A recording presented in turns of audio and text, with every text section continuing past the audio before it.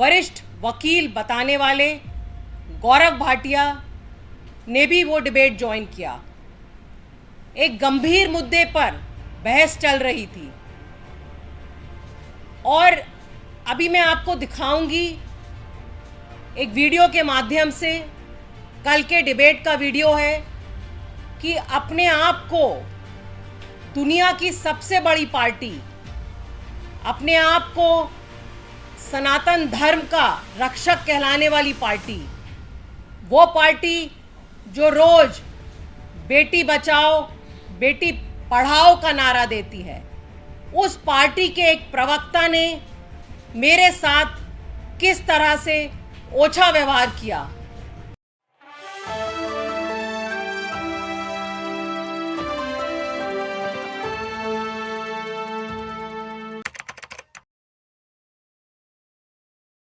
Channel पर मैंने एक महत्वपूर्ण मुद्दे पर डिबेट ज्वाइन किया। भारतीय जनता पार्टी की तरफ से उनके राष्ट्रीय प्रवक्ता और अपने आप को सुप्रीम कोर्ट का वरिष्ठ वकील बताने वाले गौरव भाटिया ने भी वो डिबेट ज्वाइन किया। एक गंभीर मुद्दे पर बहस चल रही थी और अभी मैं आपको दिखाऊंगी एक वीडियो के माध्यम से, कल के डिबेट का वीडियो है, कि अपने आप को दुनिया की सबसे बड़ी पार्टी, अपने आप को सनातन धर्म का रक्षक कहलाने वाली पार्टी, वो पार्टी जो रोज बेटी बचाओ बेटी पढ़ाओ का नारा देती है, उस पार्टी के एक प्रवक्ता ने मेरे साथ किस तरह से ओछा व्यवहार किया। ये वीडियो देखिए आप और आपको सब कुछ क्लियर हो जाएगा।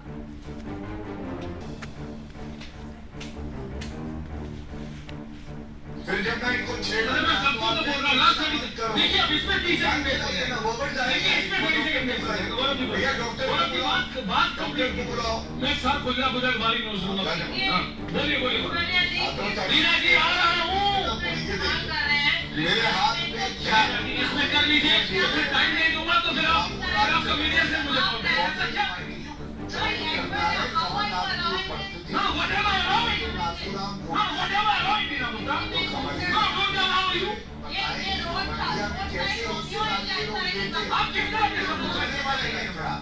आप ही ने नाथूराम कोर्ट से उठाया ना? नहीं कोई किसी को नहीं छेड़ा। कैसी बात कर रही है? I take strong offense to yes you should but I'm saying please I'm coming to you and ये इनके संस्कार हैं, ये इनके संस्कार हैं कि महिलाओं को छेड़ेंगे।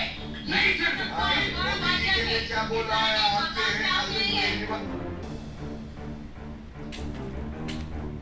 जैसा आपने देखा कि बलात्कारी जनता पार्टी या बोले बृजभूषण जनता पार्टी खुलेआम पूरे देश के सामने लाइव टीवी पर कह रही है मैं इनको छेड़ूंगा।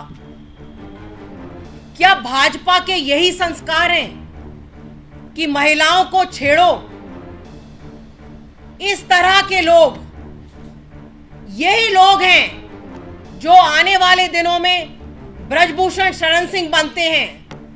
यही लोग हैं जो कुलदीप सेंगर बनते हैं। यही लोग हैं जो बलात्कारियों को संस्कारी बोलते हैं। यही लोग हैं जो बलात्कारियों के समर्थन में रैली निकालते हैं।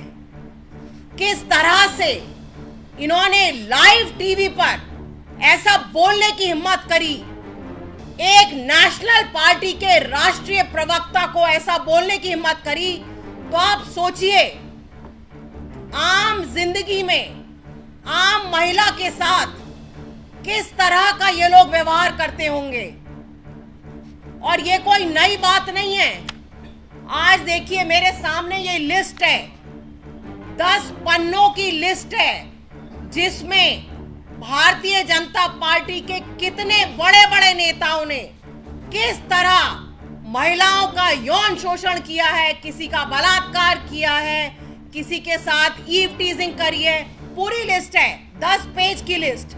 अगर ये लिस्ट में पढ़ने बैठूंगी तो सुबह से शाम हो जाएगी। आपको याद होगा सेंगर का केस, अंकिता भंडारी का केस, उन्नाव का केस, कठुआ का केस, कितने ऐसे केस हैं। और फिर ऐसे प्रवक्ता लाइव टीवी पर, इनको कोई डर नहीं है, क्योंकि इनको पता है कि इनकी पार्टी हमेशा महिला विरोधी नेताओं के साथ खड़ी रहती है। इनको पता है कि जो इनकी पार्टी में जिन्होंने महिलाओं को गालियां दी हैं या महिलाओं का यौन शोषण करा है, उनका कैरियर इनकी पार्टी में नीचे नहीं गया है, बल्कि ऐसे लोगों को और ज्यादा ऊंचा बढ़ावा दिया गया है भारतीय जनता पार्टी में। यही कारण है कि इस तरह के प्रवक्ताओं की इतनी हिम्मत है कि आप लाइव टीवी पर बोले कि मैं इनको छेड़ूंगा। यही नहीं, जब मैंने बोला कि आप ऐसा कैसे बोल सकते हैं, तो आप देखेंगे अगले वीडियो में इन्होंने क्या बोला। इन्होंने बोला कि इसमें गलत क्या है।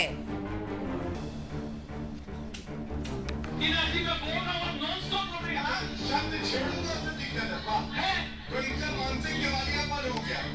अच्छा, मानसिक दिवालिया पर नहीं था, छेड़ूंगा शब्द से निकल, ये क्या बात हुई? कोई गलत बात इनको कही नहीं गई। ये ऐसी बात का बतंगड़ बनाए और ये भी न बताए कि इस वाक्य से दिक्कत है।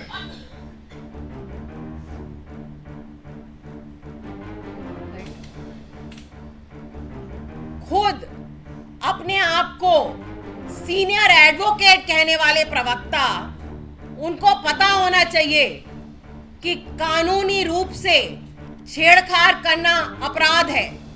कल जो इन्होंने मेरे साथ व्यवहार किया उसमें सीधे सीधे आईपीसी का 354, 509 और 503 का केस बनता है।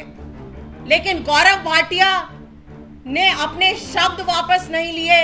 माफी मांगने की तो कोई एक्सपेक्टेशन करता ही नहीं है ऐसी बलात्कारी पार्टी से।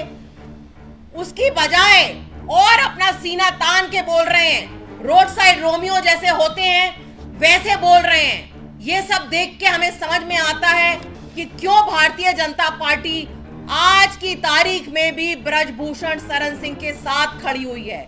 उनको पार्टी से नहीं निकाला, उनको उनके पद से नहीं हटाया भारतीय जनता पार्टी में। और शायद गौरव भाटिया भी यही सोच रहे हैं, बाकी सारे इनके कार्यकर्ता प्रवक्ता सब यही सोचते होंगे, महिलाओं को गालियां दो, महिलाओं का यौन शोषण करो, हमें और वाहवाही मिलेगी, शायद हमें कोई और ऊंचा पद मिल जाए, शायद हमें राज्यसभा में भेज दिया जाए, शायद हमें कहीं और का चेयरमैन बना दिया जाए।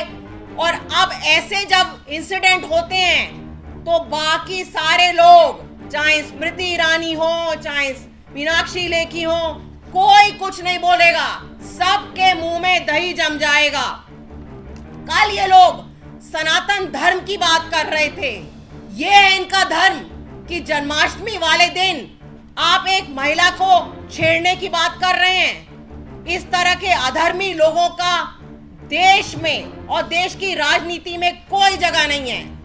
लेकिन गौरव भाटिया ये भूल गए कि मैं आम आदमी पार्टी की महिला हूं और हमारी पार्टी ने, हमारे नेता ने हमेशा ऐसे केसेस में, चाहे वो महिला रेसलर्स का केस हो, चाहे वो मणिपुर का केस हो, हमने हमेशा आवाज उठाई है और हम हमेशा आवाज उठाते रहेंगे। गौरव भाटिया को और भारतीय जनता पार्टी के सारे लोगों को ये नहीं भूलना चाहिए कि अगर जरूरत पड़ेगी तो दुर्गा का रूप धारण करके ऐसे अधर्मियों का नाश करना भी हमारे देश की महिलाओं को आता है।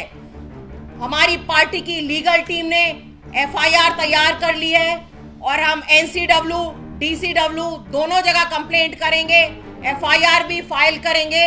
और मैं खुद प्रधानमंत्री मोदी जी को खत लिखूंगी कि दिल्ली में उन्होंने जगह जगह जो G20 में महिलाओं की तस्वीरें लगाई हैं, महिला सशक्तिकरण की बातें वो कर रहे हैं, तस्वीरें चिपकाने से महिलाओं का सशक्तिकरण नहीं होगा।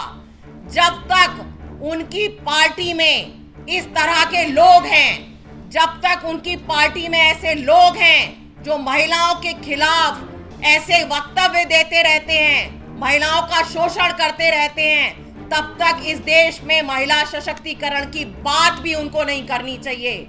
उनको ये दिखाना चाहिए कि इस तरह के लोगों की ना तो राजनीति में ना हमारे देश में कोई जगह है। लेकिन मुझे मोदी जी से भी कोई खास उम्मीद नहीं है, क्योंकि खुद मोदी जी पिछले दिनों में चाहे वो ममता दीदी को दीदी ओ दीदी बोले या उन्होंने पार्लियामेंट में दूसरी महिला नेताओं को सुपड़का बोला, खुद उन्होंने हमेशा महिलाओं के विरोध में वक्तव्य दिए हैं, तो मुझे उनसे कोई खास उम्मीद नहीं है। लेकिन आप लोगों के माध्यम से today I want to reach out to all the girls, all the women of India who are watching this. Let us all pledge that we will not allow trolls like this, rapists like this to continue to harass us, whether it is online trolling or it's offline behavior like this. Let us all unite and show them by the power of our votes, by our voices, that we will not bow down to these kind of rapists. Let us show them that we are powerful, we can unite, and we can raise a voice against the like of Gaurav Bhatia, Sengar, all the other rapists which are there in Bharatiya Janata Party. Thank you. जी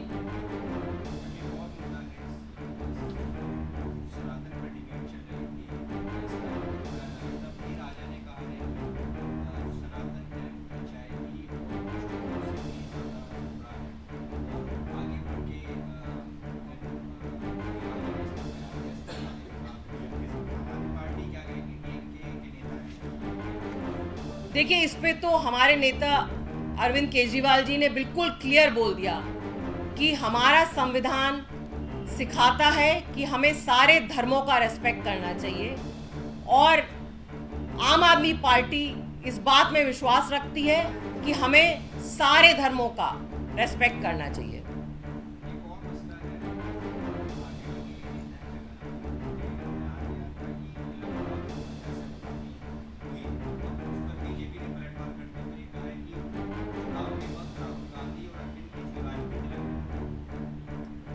इस मैंने सुना नहीं उन्होंने क्या बोला है, लेकिन आप देखेंगे आने वाले दिनों में हमें मुद्दों से भटकाने के लिए बहुत इस तरह के मुद्दे आएंगे कि भारत है कि इंडिया है, और बोला जाएगा कि ये गुलामी का प्रतीक है, वो गुलामी का प्रतीक है।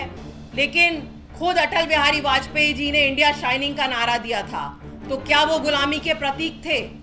और ये असली मुद्दों से भटकाने वाली भारतीय जनता पार्टी की राजनीति इस समय चल रही है, क्योंकि इनके पास पिछले 9 साल में कुछ दिखाने के लिए नहीं है, और इंडिया गठबंधन से डरे हुए हैं, बौखलाए हुए हैं। इसलिए आने वाले दिनों में इस तरह के उल जुलूल वक्तव्य आते रहेंगे, पर इंडिया गठबंधन मजबूत है। हमें पता है कि हम लोग इकट्ठे हैं और मिलकर चुनाव लड़ेंगे।